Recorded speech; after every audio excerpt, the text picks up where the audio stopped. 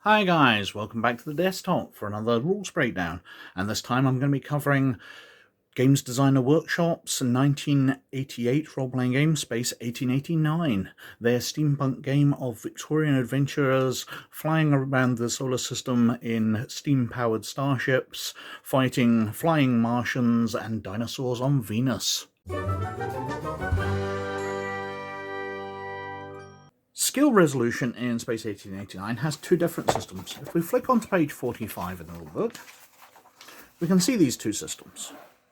So we have event resolution, where you're rolling a number of dice equal to your skill against a task difficulty level. And we have quick roll, where you're rolling one dice against the skill level you have. So if we flick over here, we have a sample character. We have Frederick Gustavus Burnaby here. And if we look through his skills, he has throwing skill at 3.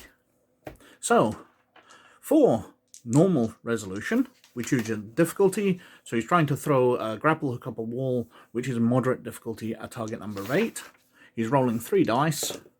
He rolls his dice. He gets 13, so he succeeds. Or, with the quick roll, he's got a skill of 3. So we roll 1 dice, and if we roll 3 or less, he succeeds. We roll a 2, and he succeeds. So that's the two skill or event resolution methods in Space 1899. You've got the event resolution system, and you've got the quick roll system, where you just quickly roll 1 dice against the skill to see if they've succeeded. The initiative system in Space 1889 is a little complex, because if we read, actions are resolved one at a time. All characters are involved in combat decide on resolve their first action. All actions are implemented as if the actions were conducted simultaneously.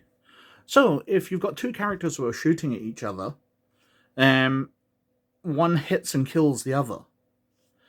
Even if he's shot and killed his opponent, because those actions are happening simultaneously, the opponent still gets to act, shooting and wounding, or shooting and killing. So it's quite possible for 2 characters to shoot and kill each other at the same time.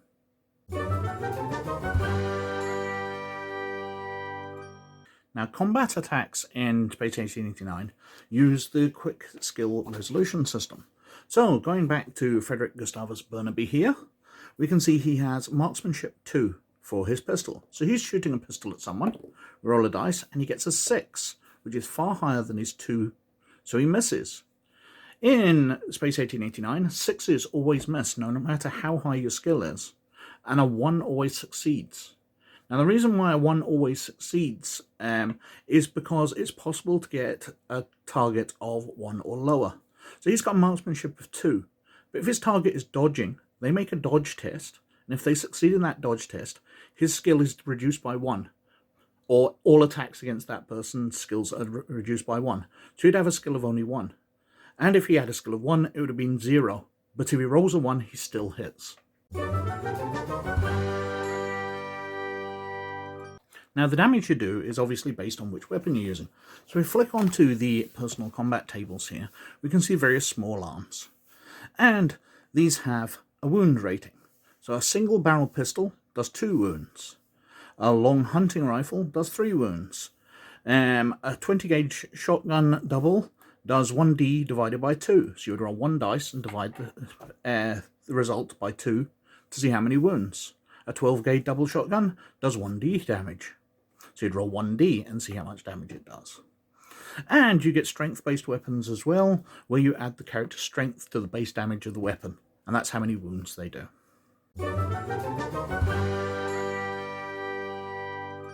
Now, health. So, taking your wounds off your health, if we flip to the sample character sheet here, you can see your wounds are calculated by your strength plus your endurance. So, you add your strength to your endurance, and that's how many wounds you can take before you die. And you fall unconscious at strength plus endurance divided by 2. So, flicking back to the sample character we've been using here, Frederick Gustavus Burnaby, he has a strength of 6 and endurance of 1. So, he has 7. So, when he takes 7 wounds, he will die.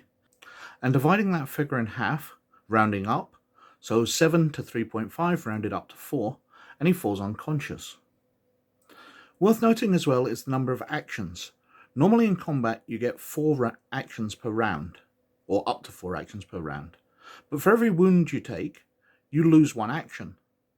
So Barnaby here, he normally gets, when he's shooting, 4 actions, but he can lose 3 of those for taking wounds.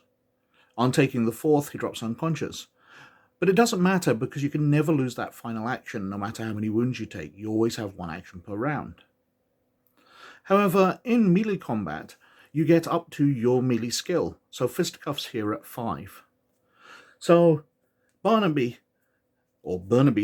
can never fall between 2 actions per round, because when he loses the 4th point to drop to 1 action, he drops unconscious anyway. And on to character advancement. Flicking on to page 49, we can see what it talks about rewards. So you can get money, you can get awards and renown, because increasing your social level in Victorian society is very important. But you've got character experience. So for each major event or episode, award 1 experience point. Characters may accumulate experience points and spend them at once. Experience points are used to increase a skill level. To increase a skill level by 1, experience points must be spent equal to the desired skill level. So, flicking back to Frederick Gustavus Burnaby here, he has a pistol skill of 2. So if he wants to increase it to 3, it will cost him 3 experience. However, this takes it above its associated attribute. If it was taking it to equal to or below, then it would be an automatic increase. But because it's taking it above, skill promotion is confirmed if the die rolled is equal to or greater than the current skill level. So we roll a dice, and he has 2. So we need a 2 or higher. He rolls a 2, so his skill increases. And he increases it to 3 or 4, but if when he's trying to increase it to 4, he rolls a 1, then he spent the experience, but the skill has not increased. Also worth noting is you get close combat points. If the player took part in any close combat, he receives a close combat experience point. These points are awarded separately from general skill points that can only be used by close combat skill. General experience points may not be used for close combat skill. So if we flick back, fisticuffs would be a close combat skill, but throwing and marksmanship are not. So the general experience, he can increase his linguistics, his eloquence, his horse riding down here, everything but his fisticuffs. And if he took part in fisticuffs during an adventure, he'd have got a point which he can save up and spend on just increasing his fisticuffs. It's a weirdness, but there's 2 separate pools, one for close combat skills, one for everything else.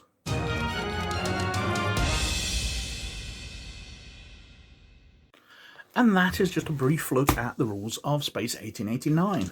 It's a fast system, it's very easy to figure things out, and it's a very deadly system. With very few shots, your character can go down and get killed. Damage can easily exceed what you can take. NPCs, for example, only have 2 hit levels, so virtually any shot will kill an NPC.